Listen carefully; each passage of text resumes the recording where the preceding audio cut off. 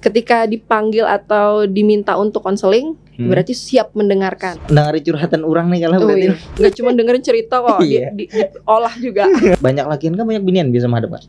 Kebanyakan perempuan lah. Sehingga dari barat sana kita ikut, itu kayaknya gak apa-apa deh. Kenalan 3 bulan, merasa cocok nih kayaknya, yaudah kita menikah saja. Masih usia SMP 14 tahun, 15 tahun gitu, datang mau menikah aja katanya gitu. Model kayak anak bubuli ke zaman dulu kayaknya. Iya. Loh, Kak. Karena dulu kan gak diatur ya Mas ya. Dulu tuh gak diatur. Tes psikologi gasan beulah SIM. Sebenarnya ya kan, kenapa harus tes psikologi? Orang-orang yang mengendarai itu tuh benar-benar orang yang benar fit. Kak Mei. Ya. Iya, langsung Kak. Jadi sebelumnya terima kasih dulu nih Kak diluangkan waktu ke sini. Mungkin ini bahasan yang belum pernah ulun bahas nih terkait dengan kalau lihat Kak Mei nih ke psikolog situ. Sebelumnya mungkin biar kawan-kawan tahu. Jadi siapa Kak Mei ini? Ya, paling dari awal kegiatan dan ya boleh perkenalan sedikit-sedikit dulu lah Kak dari Pian gitu. Oke. Ya, baik. Salam kenal semuanya. Saya Mei Disa. Biasa dipanggil Mei mungkin gitu ya, Mei Disa gitu. Saat ini saya profesinya sebagai psikolog yang bekerja sebagai seorang dosen, ibu rumah tangga juga. Kemudian aktivitas keseharian saya itu adalah di program studi psikologi FKI KWLM, mengajar gitu ya. Lalu kemudian juga menerima klien konseling gitu. Terus kemudian juga membantu juga di beberapa dinas, terutama dalam mengkampanyekan kekerasan terhadap perempuan, terhadap anak seperti itu. Oke, siap. Wah, merangkap ala ibu rumah tangga, dosen, lawan psikolog juga ya. Psikolog nih kalah, terkait dengan psikolog nih menarik ya. Jadi kan di kepala ulun psikolog konseling, identik konseling. Tapi kan ada rancak dengerin curhatan orang nih kalah berarti. Iya. Ketika dipanggil atau diminta untuk konseling, berarti siap mendengarkan. Siap mendengarkan. Mungkin Mas Rahmat hari ini mau konseling. Nah, ini lu nih kayaknya konseling nih kesempatan. Iya. Jadi lebih banyak mendengarkan curhat enggak kalah. Iya. Banyak lakian kan banyak binian bisa menghadap Kak? Kebanyakan perempuan lah. Perempuan kalah. Tapi ada juga laki-laki, ada juga. Ada juga. Laki bujur nih Kak. Laki bujur. Tapi ada juga yang laki-laki kayak itulah. Ada juga tapi Kak. Iya, kasihan sih sebenarnya laki-laki ya. Sebenarnya kan konseling itu hak segala bangsa. Iya Jadi betul. kalau Mas mau juga boleh. Kadang kami tuh rada-rada Bang kayak lah, gengsi. Betul. Itu. Tapi Una ada mendengar kayak di psikolog nih wajar. Kalau nih ulun nih curhat lombian nih. Besok Pian lupakan gitu. Kayak lah. Karena banyak banget sekali yang datang jar kayak itu. Iya. Sempat mendengar kayak itu statement. Dilupakan. Maksudnya nih Pian kaun bekeset ya. Ceritanya saya lupakan. Ya abis itu esoknya kan yang datang Pian banyak ada tuh, lagi. gitu. Iya. Jadi stumat aja ingat ulun nih gitu. Oh. Iyalah Kak kayak itu. Sebenarnya enggak. Kalau kami melakukan pencatatan, makanya biasanya kan pakai catatan ya. Jadi Mas Rahmat ini nih keluhannya kemarin gini-gini nih, yang terjadi kemarin gini, dicatat. Jadi ingat gitu. Dan biasanya pulang nggak langsung dilupain kok Mas, karena pasti kan kalau nanti dia datang lagi treatmentnya apa ya? Iya. Kalau datang untuk dilupakan kan dia juga ya malah. Nggak cuma dengerin cerita kok, diolah juga. Iya. Psikolog ini apalagi tadi di dinas pemberdayaan. Ya bantu juga. Ya di situ-situ mengkampanyekan untuk apa tadi Pian bilang anti kekerasan terhadap perempuan terhadap perempuan dan anak. Dan semalam Kak ada di segmen kami di sebelah juga kami undang salah satu kawan kita binian itu salah satu kita bisa bilang korban kekerasan juga gitu Terus tuh ada juga yang wah ini di segmen kami juga di sebelah kami ada membahas kayak masalah rumah tangga yang ya umurnya maksudnya jodohnya ada panjang gitu. Ini kaitannya kalau ulun pikir sih lumayan berkaitan dengan psikolog sih kalah menurut ulun lah. Maksud ulun kayak apa sudut pandang Pian sebagai psikolog lah. Melihat apa itu bahasanya tuh ya lah. Hal yang kayak itu tuh Kak. Kan apakah karena salah ini pergaulan kah atau kok bisa kawin habis itu smart? Iya. Gitu. Biasanya itu karena proses perkenalan yang kurang. Jadi makanya kalau biasanya datang konseling pranikah gitu ya ibaratnya. Ada juga kepian lah. Ada. Wah, ada.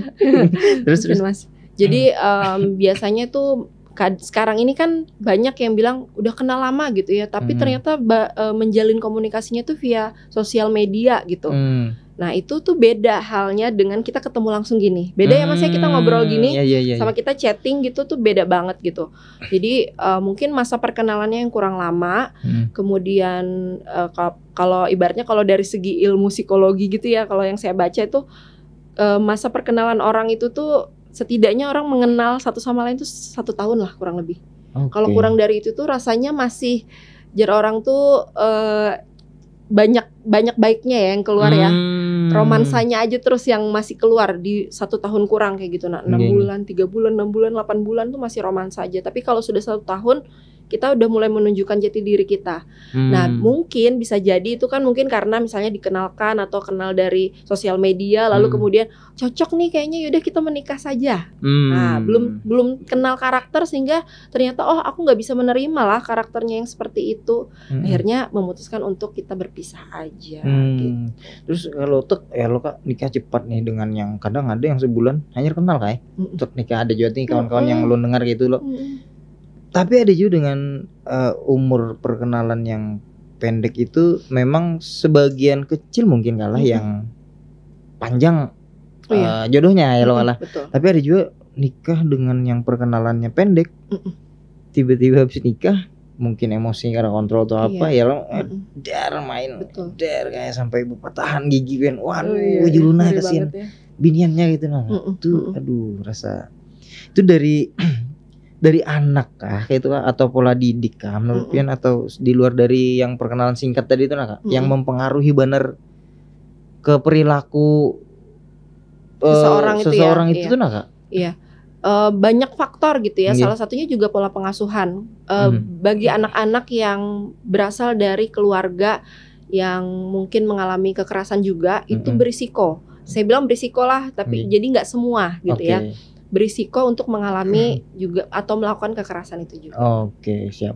Ini ada yang tren lagi. Pokoknya ulun ada dengar nih kak. Wah ini kan ada apa ngarannya hidup bersama, habis itu gaya hidup bebas ini nih kak.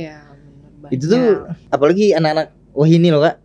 Ibaratnya serumah lawan pacar lah gitu-gitu tuh kayak macem mungkin sebagian ada juga yang kuitan.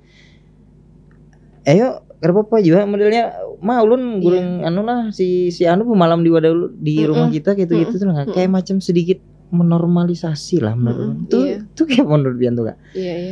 Iya. Mungkin sebenarnya nggak baru-baru aja, tapi mungkin karena sekarang udah ada media sosial jadi gampang viral, gampang naik ke media dan sebagainya gitu ya. Memang itu betul tadi pergeseran budaya gitu ya. Karena mungkin dunia global teknologi membawa berita kita kemana-mana gitu sehingga dari barat sana kita ikut itu kayaknya nggak apa-apa deh gitu dan ya jadinya akhirnya juga kayak yang Mas bilang tadi orang tua juga jadinya biasa aja kayak gitu menerima itu kayak oh ya udahlah nggak apa-apa kayak gitu. Ya, ulun gayanya ulun nih pada saat generasi-generasi yang hanya keluar nih kalah di era ulun saat ini aja sudah kayak itu benar gitu nah kak.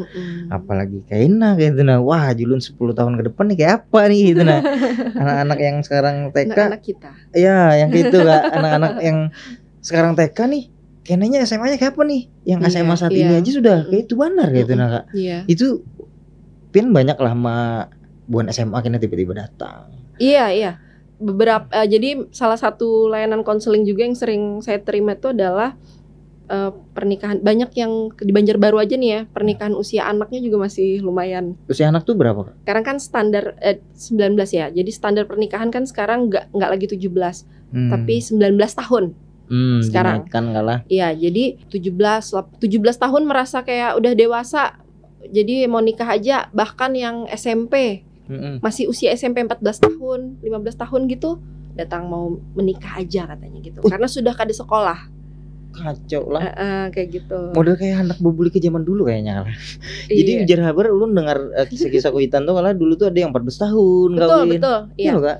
Karena dulu kan nggak diatur ya mas ya. Dulu tuh nggak diatur ternyata dampaknya banyak gitu. Anak stunting terus kemudian tadi perceraian banyak deh dampaknya sehingga si pemerintah ini mengatur lah. Awalnya kan kita 17 tahun, Ya. terus nambah sekarang jadi 19 tahun gitu. Karena dampaknya tuh begitu besar.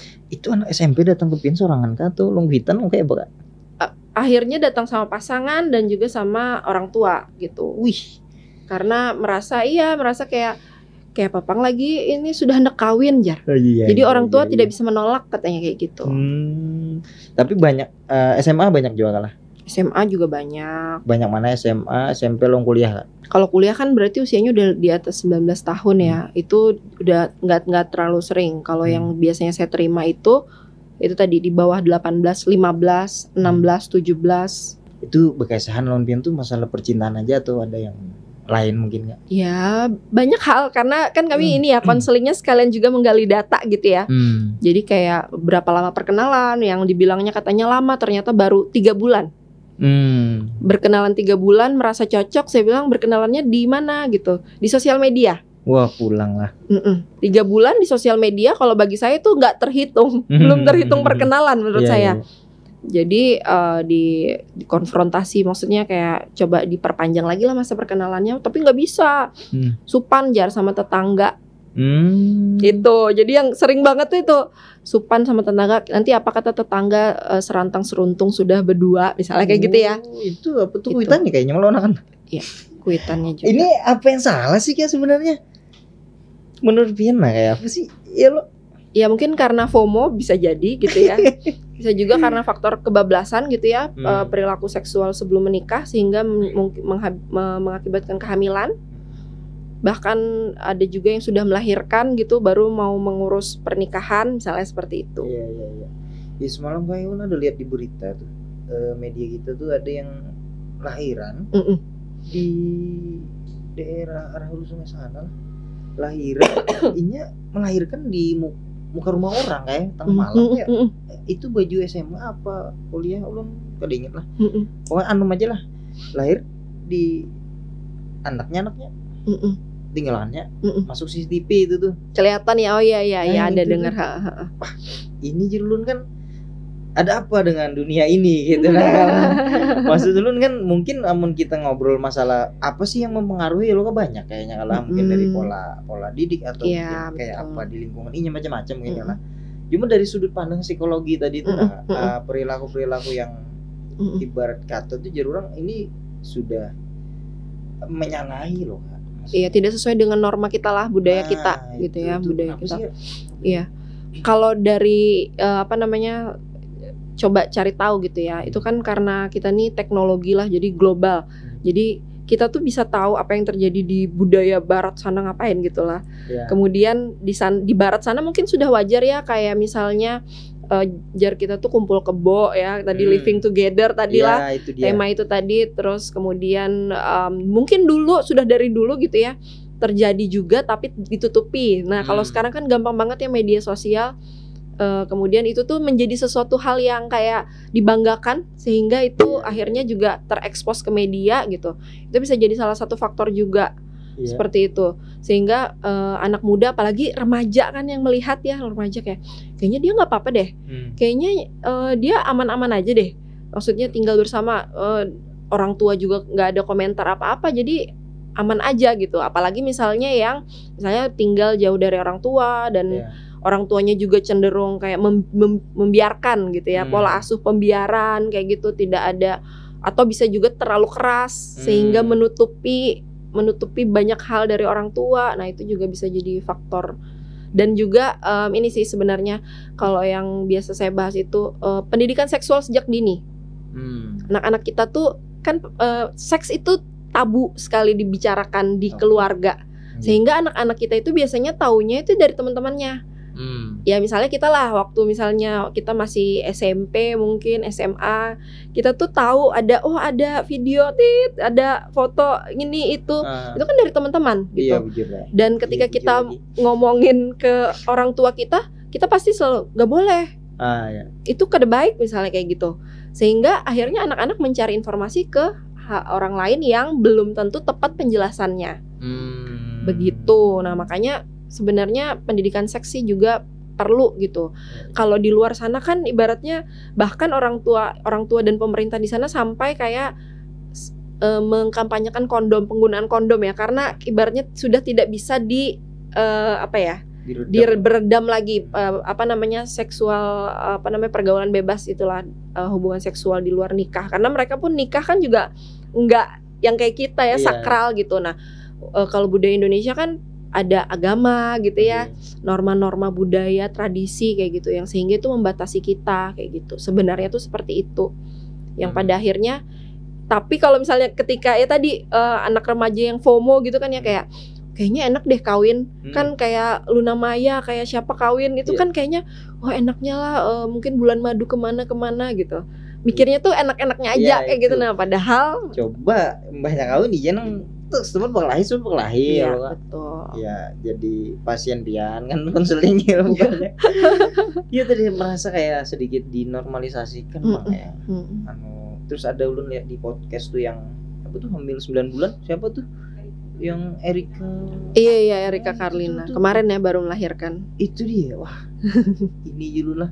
Maksudnya mungkin ada juga sisi positif yang kau diambil, mungkin kalah kita kada tahu ya lo. Jadi sawat itu jadi kayak se-Indonesia bakalan tahu kasih panggung yang menurut ulun panggung ganal yang orang pasti melek terhadap itu loh kan. Gitu. Itu kaitannya lawan yang tadi Ben bahas, mungkin dari pola asuh anak yang kadema ini, pembiaran mungkin ya jadi dibiarkan iya. Nah itu kalau terkait dengan maksudnya lawan jenis ya lawan lah. Lalu hasilnya buahnya seperti yang terjadi, kita living together, terus kita ada juga kawan-kawan di luar sana pemberitaan yang hamil luar nikah yang kayak gitu. Kalau sesama jenis ujar habar di wadah kita ini banyak juga ajar guys. Iya. Yang belok kayak itu tuh kayak apa? Ada lah Pian. Ada beberapa kali nanganin klien yang kalau sekarang kan kata infonya kan di Banjarbaru HIV tinggi ya. Nah itu ada juga yang udah sampai dia udah jadi ODA, orang dengan HIV/AIDS gitu, datang konseling seperti itu. Kalau udah ODA kan berarti udah bertahun-tahun ya dia melakukan aktivitas seksual secara tidak normal seperti itu, kemudian membawa virusnya gitu ya. Dan itu datangnya itu baru usianya mungkin awal-awal 20 tahun. Berarti mulainya tuh sejak kapan kalau kita tarik? Mungkin sudah sejak mungkin SMP, mungkin bisa SD. Seperti itu. Jadi memang ada gitu. Ya mungkin makanya beritanya mungkin baru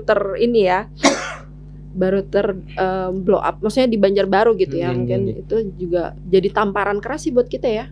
Tapi yang kepian cowok cewek ada itu? Cowok ya, kebanyakan kalau yang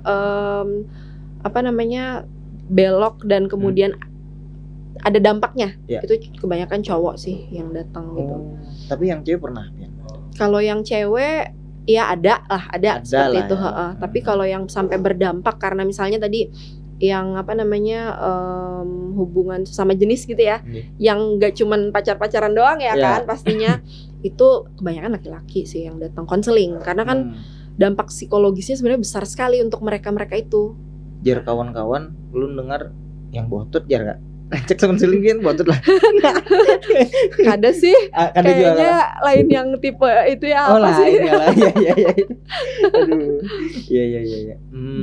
Jadi ada jatuh intinya kalah. Tapi yang terkait HIV tadi Pin, tahunya kayak apa tuh, kayaknya ingin masuk datangnya bepada nggak bawa lu nih?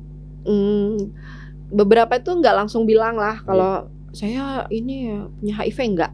Tapi beberapa datang dengan keluhan psikologisnya dulu. Jadi kayak saya mengalami kecemasan, jarnya kayak gitu ya.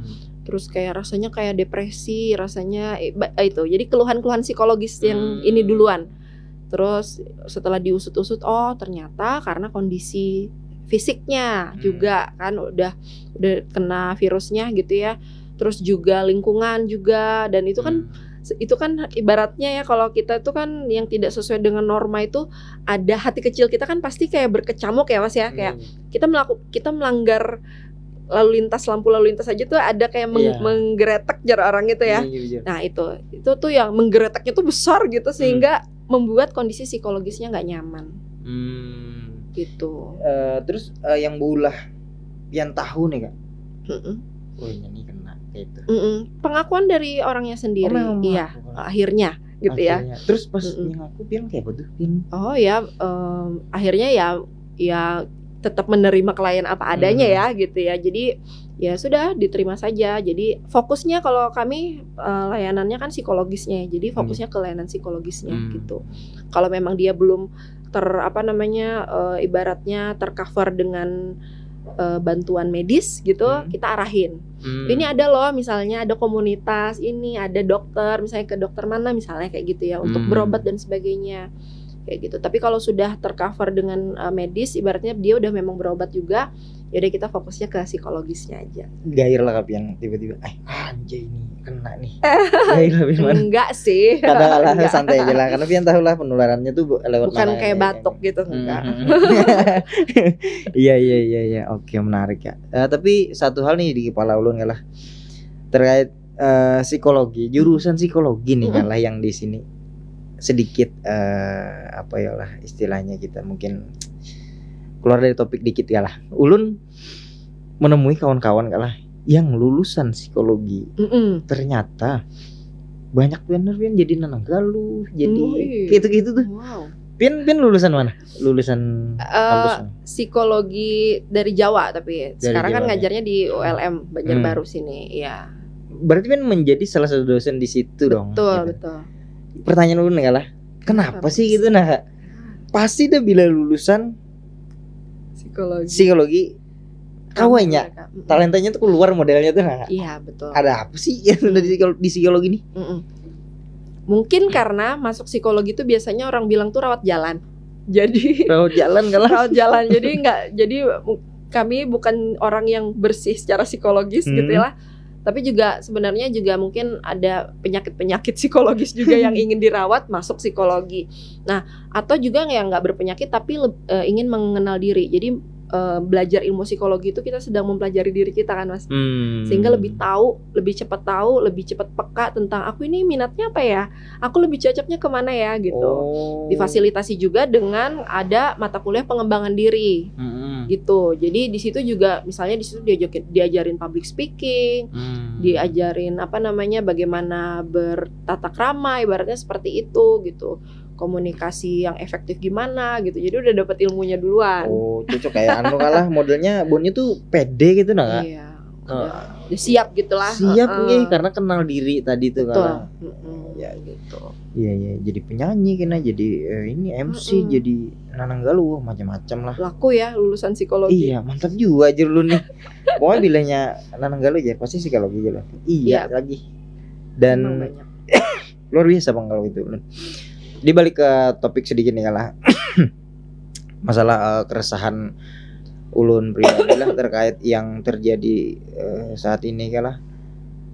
Ulun mengkhawatirkan anak nih ya. Mengkhawatirkan anak ketika yang julun tadi 10 tahun ke depan kayak apa gitu Kak. Kalau ada mungkin dari pian tips atau apakah itu untuk yang jadi sebenarnya sih kita nih harusnya gini gitu. Kan ulun khawatir nih. Pergaulan sekarang udah bebas mana nih? Siapa nih anak-anakku kan nih gitu. Betul, iya. Ada sih yang harus dijaga gitu nah Kak. Iya, oke. Jadi sebenarnya sih yang paling utama itu pendidikan seksual sejak dini. Gitu. Pendidikan seksual sejak dini itu kapan bingung gitu ya, kadang kan orang tua bingung ya kapan mulainya gitu. Sebenarnya tuh sejak dini tuh sejak usia balita, ketika mereka sudah mulai mengenal oh itu perempuan, itu laki-laki. Pendidikan seks itu kan bukan berarti tentang mendidik bagaimana berhubungan seksual. Iya. Seks itu kan artinya jenis kelamin ya Mas ya. Ketika kita mengajarkan anak tentang dia perempuan, dia laki-laki, kalau kita misalnya dari hal mandi aja deh, misalnya orang tua gitu, kalau anak saya kan laki-laki, ya kalau saya berarti membatasi diri untuk mandi bersama anak laki-laki saya, dan juga sebenarnya perempuan juga kayak gitu. Nah itu sebenarnya kan pendidikan seks dari rumah. Terus kayak kalau sekarang ada juga lagunya yang sentuhan boleh, sentuhan tidak boleh gitu ya. Ada area-area khusus yang hanya boleh dilihat dan disentuh oleh kita sendiri atau ayah dan ibu kita saja, selebihnya tidak. Misalnya seperti itu. Lalu juga selain pendidikan seks itu juga orang tua itu juga perlu terbuka gitu ya, melek juga nih. Sekarang kan banyak ya Mas game-game yang juga Ya bujur nih. diselipkan ya entah itu tayangannya atau kata-katanya misalnya gitu. Nah itu jadi ibaratnya jangan dibiarkan aja, tapi juga didampingi anak misalnya seperti itu. Kita sekarang mungkin agak susah ya mengurangi gadget, tapi kalau bisa tuh didampingi anaknya kayak gitu. Jadi teman anak lah. Jadi teman anak tuh nggak menunggu ketika dia besar, tapi dari kecil seperti itu. Waktu intinya harus banyak loh anak kalau. Betul. Dan juga yang penting itu mengajarkan kontrol diri. Karena orang-orang yang ibaratnya tuh gampang sekali untuk bertindak di luar nurul, jar orang itu lah. Itu tuh kontrol dirinya sih yang berpengaruh di situ. Jadi kontrol diri itu bagaimana kita mengontrol keinginan kita, mengontrol dorongan-dorongan dari dalam diri kita. Ini baik nggak ya dilakukan? Ini benar nggak ya? Seperti itu. Jadi anak-anak yang biasa dimanja, ibaratnya gitu lah Mas. Dia mau apa kita kasih, dia mau ini kita permudah. Seperti itu kan akan menganggap hidupnya selalu mudah. Sehingga dia ya nggak apa-apa kalau aku kayak gini kan orang tuaku nanti ngikut juga gitu.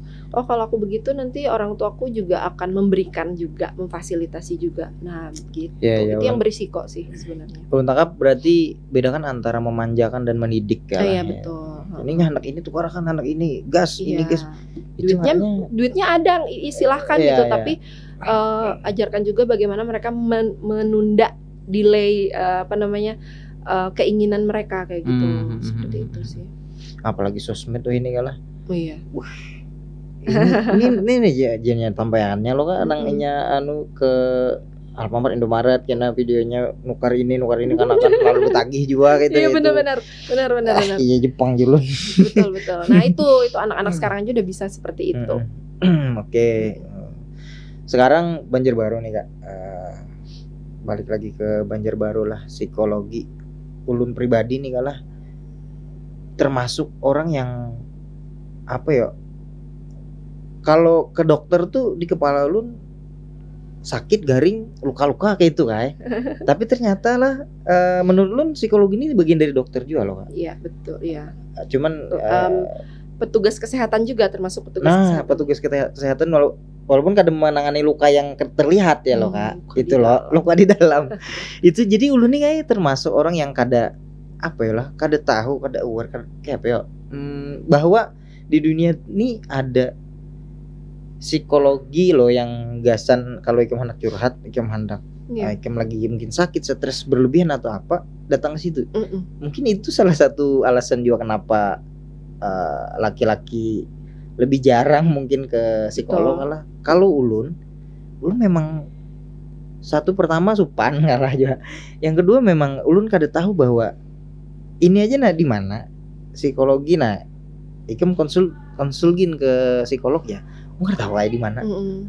Nah, pian sebagai yang pelaku kesehatannya nih Kak. Rata-rata kawan-kawan yang curhat ke pian atau konseling ke pian tuh tahunya tuh dari mana gerang Kak? Iya, kalau sekarang sih udah banyak ya. Jadi psikolog itu udah ada di rumah sakit. Di rumah sakit ini baru umum. Sudah beberapa tahun ini. Jadi psikolog itu sudah ada di rumah sakit umum, di rumah sakit swasta itu sudah ada gitu. Terus juga di biro-biro gitu ya, biro-biro psikologi itu juga sudah banyak juga gitu. Jadi sebenarnya banyak psikolog di sekitar Anda gitu. Cuman tadi ya informasinya tuh mungkin belum segencar misalnya dokter umum pasang pelang gitu ya, banyak gitu. Benar udah banyak juga sih psikolog yang pasang pelang. Cuman ya itu tadi mungkin tidak sebanyak dokter sehingga kurang paham gitu ya. Terus juga tadi faktor juga mungkin laki-laki kan gengsi. Itu tuh biasa tuh kayaknya sudah. Kalau ke psikolog tuh kan gak harus sakit dulu ya Mas. Orang-orang mengembangkan diri tuh juga banyak kok yang datang ke psikolog gitu. Nah itu kan tuh yang harus diluruskan tuh. Jadi kalau sebelum ke psikolog Pian bilangnya mau mengembangkan diri. Jadi kan udah terlihat sakit ya lah. Tapi pasti masuk ruangan nangis bombay di dalam. Ini masuk ruangan gagah. Kalau di luar ruangan gagah ya loh Kak. Masuk ke dalam karena pertanyaan-pertanyaan bubuan Pian tuh pasti mengorek-ngorek tuh. Ini sakit di jiwanya lagi terganggu nih. Gitu. Iya. Oke. Kayak itu tadi lah intinya di kesehatan juga, mungkin di kepolisian juga sudah ada lah. Soalnya ada semalam tuh dari di kantor kawan ulun tuh ada tes psikologi gasan beulah SIM. Oh iya, betul. Oh ini ada gitu malah. Iya, dari dulu sih sebenarnya. Oh dari dulu malah. Dari dulu. Ulun berarti nggak tahu. Jadi kita 16 SIM tuh harus tes psikologi juga. lulus psikologi. Iya, ibaratnya kan sebenarnya ya kan, kenapa harus tes psikologi? Orang-orang yang mengendarai itu tuh benar-benar orang yang benar fit gitu secara psikologis. Jadi ibaratnya nih, mohon maaf kata, misalnya orang-orang yang di pinggir jalan yang kadang pakai baju, misalnya yang sering-sering gitu ya, yang kita bilang gila gitu ya, mungkin dia skizofrenia, itu kan tidak layak ya mengendarai motor. Kita aja lagi emosi, sebenarnya kita tuh nggak layak mengendarai motor karena bisa berbahaya buat diri kita dan orang lain. Nah, ibaratnya gitu. Oh iya. Hanya perlu dites psikologi. Ya, geng, gas aja kalau ranjahnya orang ya lah. Betul. Iya demi keselamatan bersama. Iya, betul. Psikologi kan kalau di kesehatan yang di rumah sakit itu lah yang lo tahu lah, ada dokter, ada perawat, ada dokter spesialis kayak itu. Kalau psikologi ada juga gitu. Ada juga bidang-bidangnya ya. Bidang-bidangnya. Kalau saya kebetulan psikolog di bidang klinis, jadi menggeluti hal klinis. Yang tadi kalau misalnya di rumah sakit itu psikolog klinis. Ada juga psikolog industri organisasi di perusahaan, di tempat kerja, di pemerintahan gitu. Ada juga psikolog di sekolah. Sekarang udah banyak psikolog di sekolah. Mungkin anak-anak kita itu di sekolahnya tuh ada mungkin psikolog-psikolognya ya, yang swasta gitu ya. Itu psikolog pendidikan gitu. Ada juga yang di masyarakat gitu ya, psikolog sosial, komunitas misalnya seperti itu. Ada juga jurusan-jurusan malah. Kalau yang tes di SIM tadi tuh psikolog apa tuh Kak? Itu sebenarnya umum aja sih, psikolog umum aja bisa gitu. Tapi kalau misalnya tadi ke arah klinis, nah itu psikolog klinis yang ibaratnya handle di dalamnya. Klinis ini apa yang di handle? Klinis itu ya tadi masalah keluhan-keluhan klinis psikologis yang kayak tadi misalnya kecemasan, depresi gitu. Yang orang mungkin sekarang lagi bipolar misalnya seperti itu ke arah klinis sih. Yang ibaratnya tuh penyakit psikologis yang juga berkaitan sama fisik. Penyakit psikologis berkaitan sama fisik ya. Betul. Misalnya nih ya, mungkin Mas pernah dengar, lebih sering mana dengar, depresi atau bipolar? Depresi ya. Depresi itu kan kalau secara psikisnya itu kita sedih, secara perilakunya kita menarik diri gitu secara hasrat gairah hidupnya tuh berkurang, nafsu makan mungkin berkurang atau bertambah, pola tidur berkurang atau meningkat gitulah. Nah, secara fisik itu juga bisa dideteksi gitu. Jadi kondisi fisiknya itu misalnya melemah, mudah sakit. Nah, seperti itu Mas. Itu klinis. Oh itu klinis kalah. Depresi. Iya. Oke, dikit balik ke itu tadi Kak. Amun menurut pian Kak, kau lah Kak mengurangi atau menanggulangi atau mungkin harus kayak bukan barat tadi jadi pian kita harus kasih edukasi tentang penggunaan kondom segala macam. Untuk mengurangi atau menurunkan tingkat pergaulan bebas ini Kak. Menurut pian adalah caranya gitu. Iya, jadi kita bisa mencoba ya. Jadi bisa kita mencoba dan ini memang kayak kami juga, misalnya saya sama suami juga mencoba gitu ya. Jadi kita tuh terbuka sama anak gitu ya. Jadi terbuka gitu ya sama anak-anak, dan saya juga banyak juga melakukan pendidikan seks sejak dini. Jadi datang ke sekolah-sekolah tuh anak SD tuh udah dikenalin gitu, sehingga mereka tuh bisa membentengi diri. Jadi tuh jangan tabu bicara tentang seks dengan anak. Jadi pian mengenalkan seks ke bubuhan anak SD. Betul. Gimana coba? Kayak apa tuh Kak? Ya itu tadi kan, pendidikan seks tidak hanya hubungan seksual. Jadi kita mengenalkan mereka terkait dengan tadi, kalau perempuan, laki-laki, bagaimana sih adabnya gitu ya. Adabnya misalnya antara perempuan dan laki-laki kayak gitu. Terus kemudian tentang mempersiapkan mereka pubertas. Biasanya itu kan kita jarang ya. Kalau menstruasi kan gampangnya kelihatan perempuan. Kalau laki-laki mimpi basah, kan disembunyikan. Nah itu perlu dibahas oleh orang tua. Paling terdekat sih orang tua di rumah atau pendidik di rumah, seperti itu. Itu yang kemudian juga mengarahkan anak gitu. Setelah kita memperkenalkan mereka bahwa perlu loh menjaga diri gitu ya. Dan biasanya sih yang paling gencar saya sama suami juga ya lakukan itu adalah bilang gini, kalau pacaran itu gitu ya, yang pernah kami sampaikan kepada anak-anak SD SMP, kalau pacaran itu berarti udah siap menikah. Kalau kamu mau menikahnya SMP, ya udah pacaran aja dari SD. Ibaratnya tuh kayak gitu kasarnya gitu ya. Tapi umur-umur SD, SMP, SMA itu belum saatnya pacaran serius gitu ya. Karena itu tadi kita juga ngomongin tentang pacaran gitu. Jadi membuka komunikasi itu ke anak gitu ya. Bukan berarti kemudian membolehkan mereka, tapi lebih ke mengajak mereka berpikir sehingga kita tahu nih pikiran anak. Oh iya ya, ternyata mereka udah tahu ya tentang pacaran gitu. Oh mereka ternyata udah suka-sukaan ya gitu. Nah tinggal kita bagaimana sebagai orang tua atau kakak gitu ya, memfasilitasi anak atau adik kita ngobrolin tentang itu begitu. Jadi seksual lebih terarah lah terkait pengetahuan seksual tadi. Siap. Gitu. Dan dikasih tahu dampaknya juga ya Mas. Jadi kayak kalau kamu nikah cepat tuh dampaknya banyak begini begitu, perceraian, KDRT ya seperti itu. Tapi kalau menurun kayaknya tetap harus deh Kak. Konseling Bang lah. Ini salah didik anak harus salah arahkan juga bahaya juga ya lo Kak. Iya sih benar. Jadi konseling tuh tapi udah ini ya, udah ibaratnya sudah kejadian atau biasanya itu kan baru konseling. Kalau kami sih menyarankan lebih ke edukasi preventif. Jadi upaya-upaya sebelum, jadi mencegah.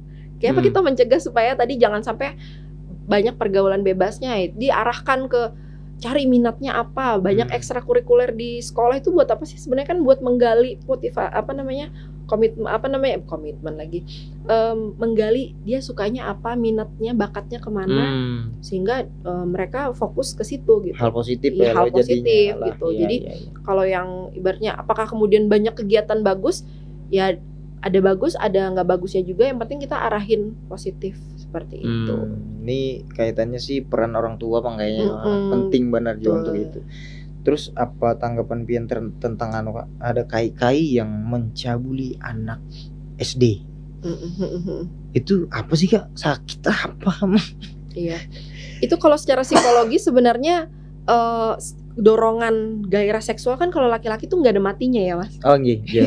Nggak ada matinya kan. Menopause tuh nggak ada pada laki-laki, ibaratnya seperti itu. Lalu kemudian kalau sampai mencabuli anak berarti ada kendali atau tadi kontrol dirinya yang emang kurang. Bisa jadi mungkin saat itu udah frustasi banget gitu ya, tidak ibaratnya kada tersalur bakat kada tersalur gairahnya gitu. Yang ada aja udah diembat aja ibaratnya kayak gitu ya. Itu jadi mungkin akalnya sempat mati ya. Kayaknya itu sakit Bang kayaknya kalah. Bisa jadi. Cucunya seorang gitu ada juga tuh. Masuk. Bahkan ayah ke anak kan ada juga ya yang ada. Ibu ke anaknya atau ibu yang viral ke menantunya itu juga kan ada kan ibaratnya seperti itu. Ini yang kayak itu jadi tahu gitu. Lu rasain kerda karena mungkin media juga kalah perkembangan zaman yang luar biasa. Dan juga satu lagi Mas. Apa itu? Pengaruh konten-konten pornografi. Kayak apa tuh maksudnya? Jadi semakin banyak kita memaparkan diri kita kepada hal-hal pornografi, itu kan akan membuat kita tuh jadinya kayak membayangkan, kemudian ingin mencoba kan seperti itu ya Mas ya. Ibaratnya nih kita nggak tahu tentang info tentang apa sih, ada ya nama buah, ada ya misalnya nama hewan tuh kapibara gitu ya. Kan baru-baru aja tahu nih. Ketika kita nggak tahu kan kita cuek aja gitu. Tapi ketika kita tahu, dan pornografi itu kan sifatnya sangat memikat gitu ya, kayak gula, kayak permen, kayak minuman manis tuh sangat memikat di otak gitu, sehingga terngiang-ngiang akhirnya pikiran kita ke sana, akhirnya ingin mencoba mempraktekkan berbagai hal, berbagai gaya, cara dengan siapa aja. Itu juga, itu salah satu juga dorongan besar. Masa harus dihindari yang kayak gitu malah. Iya. Itu apa binatang apa tadi? Umar tahu kan? Kapibara. Itu apa sih Kak? Kar tahu tuh lu. Ulunnya ya kar tahu. Nanti dicari tahu Mas. Oh iya siap. Itu kan baru ya kan seperti itu kan. Jadi Mas kan kalau nggak tahu nggak peduli. Iya nggak peduli. Tapi ketika kita udah terpapar, nah itu. Kalau kemarin sih saya kasih edukasi ke remaja gitu ya. Saya bilang bahwa sekarang kan jejak digital tuh gampang sekali ya di search gitu ya. Jadi sekali aja kita mengklik konten-konten pornografi itu, saya bilang ya ke remaja itu, maka itu akan algoritmanya kan akan terus kita tarik ya Mas.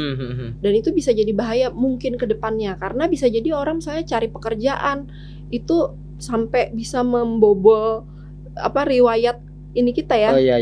Nah itu jadi itu salah satu cara untuk supaya anak-anak itu menahan diri untuk nggak sampai klik. Nah, berarti gitu. Oke. Menarik, luar biasa. Mungkin karena lebih dalam ulun bahadep aja bestilah kayaknya. So menarik. Mungkin cukup dulu nih Kak. Lumayan panjang perbahasan kita. Kada disangka tadi niatnya 20 menit jadi berkali-kali lipat nih. Iya, kerasa ya. Karena ngobrol tuh kayak itu lah, ada kerasa jadinya walaupun nih lumayan panas.